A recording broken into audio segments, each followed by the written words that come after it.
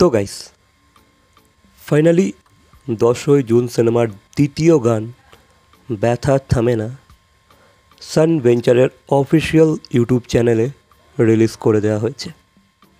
তো গানটা কেমন হলো? গানটা কি আদৌ ভালো হয়েছে?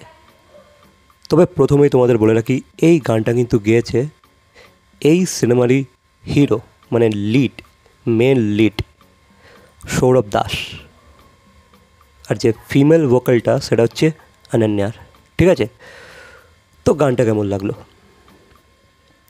তো গাইস, যেটা এক্সপেক্ট করেছিলাম, যেমনটা আমি এক্সপেক্ট করেছিলাম ঠিক তেমনটাই বেরিয়েছে। গানটা আমার ব্যাপক লেগেছে, ফাটাফাটি লেগেছে ভাই। এই যে ব্যথা থামে না গানটার টাইটেল পুরো জাস্টিফাই করেছে, এই টাইটেলটাকে পুরো গানটা জাস্টিফাই করেছে। সত্যিই খুব ব্যথা, খুবই একটা পেনফুল সং, কষ্ট দেবে তোমাকে। ঠিক আছে, গানের যে লিরিক্স, ভাই কি লিরিক্স! সানি খান লিরিক্সটা লিখেছে, ব্যাপক অসম লিরিক্স লিখেছে। হ্যাঁ, কিছু কিছু জায়গায় কানেক্ট করতে পারছি না লিরিক্সগুলো, বাট ভাই সত্যি ব্যথা আছে লিরিক্সগুলোতে, ওয়ার্ডগুলোতে ব্যথা আছে। ঠিক আছে, সেই পেনটা আমি ফিল করতে পেরেছি এই গানের থ্রুতে, যেটা এই গানের রাইটার কনভে করতে চেয়েছে। সানি খান, তুমি হেভি কাজ করেছো, দারুণ লিরিক্স লিখেছো। আর যে মিউজিক দিয়েছে তার কথা ভুললে হবে নাকি? কুন্তল দে, ইয়েস, এই গানের মিউজিক ডিরেক্টর হচ্ছে কুন্তল দে।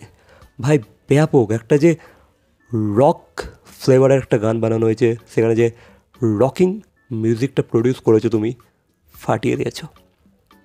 তো এই গানটা ইমোশনাল গান, তার সাথে কিন্তু রক ফ্লেভার আছে। ঠিক আছে, এই যে আমরা বেশ কিছু রক ব্যান্ডের গান শুনে থাকি, এই গানটা কিন্তু এই গানটা যদি রূপম ইসলামও গাইতো না, এই কতকটা সৌরভ দাসের মতনই লাগতো।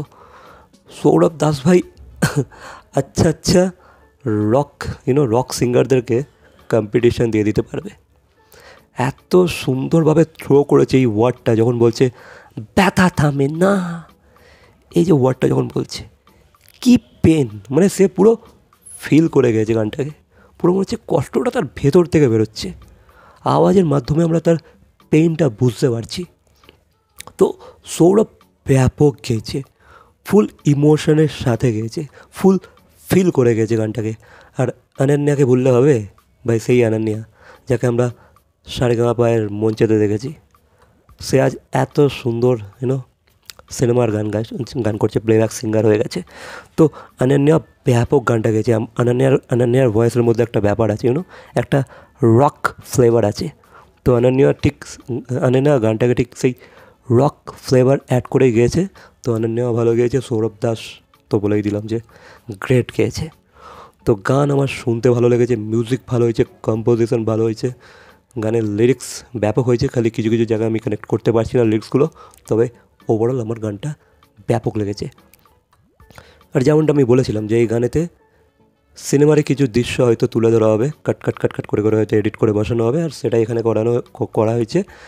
সিনেমারই বেশ কিছু দৃশ্যকে তুলে ধরা হয়েছে গানের মাঝে, আর এমনটাই করা হয় এইসব গানগুলোতে। এগুলো তো আর অন্যভাবে শ্যুট করে কেউ এডিট করে না, এগুলোই সিনেমা থেকেই কিছু না কিছু অ্যাড করতে হয়, তবেই তো ওই গানের সিচুয়েশনের সাথে বা শব্দগুলোর সাথে বসবে, তাই না? তো ব্যাপক একটা গান হয়েছে। আর এখানে সৌমিত্রিষার কিছু এক্সপ্রেশন দেখলাম, কিছু দৃশ্য দেখলাম, ভাই কি এক্সপ্রেশন, হেভি, মানে একদম যেগুলো প্রয়োজন। ঠিক আছে, এই গানটার মধ্যে যেমন এক্সপ্রেশনের প্রয়োজন বা ওই ক্যারেক্টারটা যেমন এক্সপ্রেশন দেওয়ার দরকার সেগুলোই দিয়েছে। বেশ ইন্টেন্স, ইমোশনাল, কিছু জায়গায় সৌমি একটু কাঁদো ভাব এসে যাচ্ছে, খুবই ইমোশনাল হয়ে পড়ছে, চোখ দিয়ে জল ঠিকরে বেরিয়ে আসছে, কিন্তু সে কন্ট্রোল করে রেখেছে। সেই দৃশ্যগুলো এত সুন্দর করে ফুটিয়ে তুলেছে। আর সৌরভ দাসের অ্যাক্টিং, ভাই কি বলবো, ফাটাফাটি অ্যাক্টিং করে ছেলেটা। সৌরভ দাসের মন্টু পাইলট আমি দেখেছিলাম, ভাই কি অ্যাক্টিং করেছিল, পুরো ক্যারেক্টারের মধ্যে ঢুকে গিয়েছিল। অ্যান্ড আই থিঙ্ক এখানে এই যে মার্ডারারের যে ভূমিকাটা সে প্লে করছে, আই থিঙ্ক সে পুরো ঢুকে গেছে ক্যারেক্টারের মধ্যে। সৌরভ দাস কিন্তু কিছু রোল এত ভালো প্লে করে দেয়, ভাই হেভি লাগে। ঠিক আছে, এই ধরনের ইন্টেন্স চরিত্রগুলো কিন্তু সৌরভ ভালো করে পুল আপ করতে পারে। আর এখানেও আই থিঙ্ক সে তার বেস্ট কাজটাই হয়তো দিয়েছে, আই হোপ সো। বাকি এই গানে যে কটা দৃশ্য দেখলাম, সৌরভের যে এক্সপ্রেশন, পুরো মনে হচ্ছে ভাই ক্যারেক্টারটার মধ্যে ঢুকে গিয়েছে, যে একটা মার্ডারার, সে মার্ডার করে পালাচ্ছে, সে এক জায়গায় এসে ইউনো শেল্টার নিয়েছে। তো সেটা আমি পুরো ফিল করতে পারলাম সৌরভের এক্সপ্রেশনে, হেভি লাগলো। এবার সৌরভের একটা ব্যাক স্টোরি হয়তো কিছু থাকতে পারে, সেরকম কিছু ইমোশনাল ফুল, কি সেটা তো সিনেমাটা দেখলেই আমরা বুঝতে পারবো। তবে গানটা আর 10ই জুন সিনেমার দুটো গানই ব্যাপক হয়েছে।